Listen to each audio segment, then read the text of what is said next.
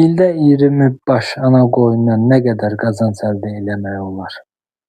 Bugünkü videoda qoyunçuluğa yeni başlayanların və ya bu sahəyə başlamağı düşünən insanların ən çox verdiyi suallardan birinə cavab verəcəm. 20 ana qoyun saxlamaq sərfəlidirmi? 20 qoyunla ildə nə qədər pul qazanmaq olar? Bu işdən dolanmaq mümkündürmü? Sosial şəbəkələrdə bu barədə çox müxtəlif fikirlər var. Kimisi deyir ki, 20 qoyunla heç nə qazanmaq olmaz. Kimisi isə deyir ki, düzgün işləsən, kiçik bir sürü ilə də yaxşı gəlir əldə etmək mümkündür. Əsl həqiqət isə ortadadır. Qazanc yalnız qoyunların sayından yox, onların necə idarə etməyinizdən çox asılıdır. Əvvəlcə bir məsələni qeyd etmək istəyirəm. Qoyunçuluqda əsas gəlir ana qoyunun özündən deyil, onun doğduğu quzulardan asılıdır. Buna görə də damazlıq üçün seçilən qoyunların sağlam, məhsuldar və yaxşı cinsdən olması çox vacibdir. Bu videoda xərcləri və gəliri hesablamışam, bir-bir hamısını qeyd edəcəm. Təsəvvür edin ki, sizin 20 sağlam ana qoyununuz var. Qoyunlar vaxtında peyvənd olunur, parazitlərə qarşı müalicə edilir, keyfiyyətli yemlə bəslənir və yaxşı damazlıq ot istifadə olunur. Belə olan halda hər qoyundan orta hesabla 1-2 quzu almaq mümkündür. Bəzi qoyunlar tək bala verəcək, bəziləri isə əks bala doğacaq. Orta hesabla ildə 25 quzu almaq tam real nəticədir. Əgər 20 qoyundan 25 quzu aldınızsa və onların hamısını böyüdüb satışa çıxardınız, artıq gəlir hissəsi başlamış olur. Quzuları hansı yaşda satmaq daha sərfəlidir? Əksər təsərrüfatlarda quzuları 5-7 aylığında satırlar. Bu müddətdə onlar kifayət qədər çəki yığır və bazarda daha yüksək qiymətə alıcı tapır. Məsələn, orta hesabla bir quzunu 300 manata satılırsa, 25 quzudan 7500 manat gəlir əldə etmək olar. Aşağıda isə xərcləri diqqətinizə çatdıracağam. Amma bu gəlirin hamısını qazanc deyil. Qazancı hesablamaq üçün xərcləri də çıxmaq lazımdır. Ən böyük xərc yemdir. Yay aylarında qoyunlar otlaqdan istifadə etsələr də, qış mövsümündə ot, yonca, arpa və digər yemlərə ehtiyacı olur. Yemə qənaət etmək istəyən bəzi insanlar keyfiyyətsiz yem verirlər. Bu isə sonradan daha böyük zərərə səbəb olur. Çünki zəif yemlənən qoyunlar arıqlayır, bala vermə faizi aşağı düşür və quzular zəif inkişaf edir. Bundan başqa, hər il dərman xərci də olur. Qoyunlara daxili və xarici parazitlərə qarşı preparatlar vurulmalıdır, vitaminlər verilməlidir. Lazım gəldikdə antibiotiklərdən istifadə edilir. Sağlam sürü həmişə daha çox qazanc gətirir. Bir çox fermerlərin etdiyi səhv odur ki, xəstəlik başlayandan sonra baytar çağırırlar. Halbuki profilaktika müalicədən daha ucuz başa gəlir. Vaxtında görülən tədbirlər həm qoyunların sağlamlığını qoruyur, həm də gələcək qazancı artırır.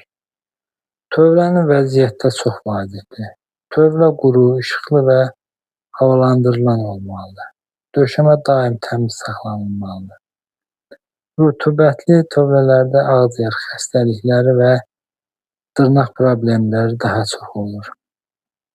Belə problemlər isə əlavə xərc və məhsuldarlığın azalması deməkdir. Qazancı artırmaq üçün ən vacib məsələlərdən biri də damazlıq qoç seçimidir. Güclü və sağlam qoç gələcək quzuların keyfiyyətini müəyyən edir.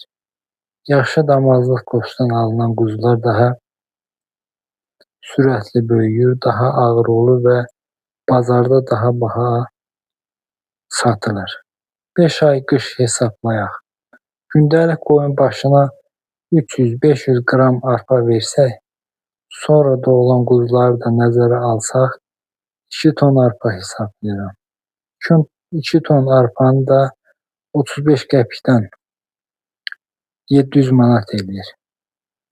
Otun bağlamasının birini 5 manatdan hesablasaq, 250 ot bağlaması versək, 1250 manat edir. Mineral duz, dərmanlar, müəyyən kiçik xərcləri də hesablasaq, 200 manat da bunu nəzərdə tutaq. Toplam 2150 manat edir. Biz deyək 2200 manat. Xərclər çıxandan sonra 5000 manatdan çox qazanc qalır.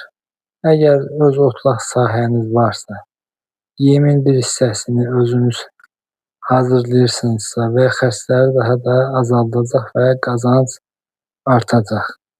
Qoyunçuluq yalnız bugünkü qazancı düşünmək deyil. Əgər hər il doğulan dişi quzulardan bir neçəsini damazlıq üçün saxlasanız, sürünüz ildən ilə böyüyəcək. Məsələn, hər il 5 dişi quzu saxlasanız, bir neçə ildən sonra 20 başlıq qoyununuz 40-50 başa çata bilər. Bu isə gəlirin dəfələrlə artması demək. Qoyunçuluqda ən böyük səhvlərdən biri plansız işləməkdir. Hansı qoyunun neçə yaşında olduğunu, neçə dəfə bala verdiyini, hansı xəstəlik keçirdiyini qeyd etməyən fermerlər gələcəkdə düzgün seçim edə bilmirlər. Buna görə də hər qoyun haqqında kiçik qeyd aparmaq çox faydalıdır. Unutmayın ki, bu sahə zəhmət çəkən insan gec-tez nəticəsini görür. Amma hər il təcrübəniz artdıqca, sürünün böyüdükcə və idarə etməniz yaxşılaşdıqca qazanc da artır. Sonda onu demək istəyirəm ki, qoyunçuluqda uğurun sirri çox qoyun saxlamaqla deyil. Uğurun sirri sağlam sürü yaratmaqda, düzgün yemləmədə, vaxtında profilaktik tədbirlər görməkdə və bazarı düzgün seçməkdədir. Bunlara əməl edən fermer kiçik sürü ilə də yaxşı qazanc əldə edə bilər. Yuxarıda hesabladığım hesabların, yəni ən belə deyək də, maksimum səviyyədə hesablamışam. Otu da, yemi də artıqlamasından, yəni 5 ay qış müddəti üçün nəzərdə tutub hesablamışam. Xərc də 5000-dən xeyli yuxarı olur. Yəni onu da yenə də deyək ki, müəyyən nəzərə almadığımız şeyləri çıxandan sonra qoy təmiz 5000 manat ən aşağı, yəni qazanc qalır. Ümid edirəm ki, bu videodakı məlumatlar sizin üçün faydalı oldu. Əgər belə videoların davamını istəyirsinizsə, videonu bəyənin, kanala abunə olun və şərhlərdə öz fikirlərinizi yazın. Sağ olun, bugünlük bu qədər. Gələn videolarda görüşənədək hələlik.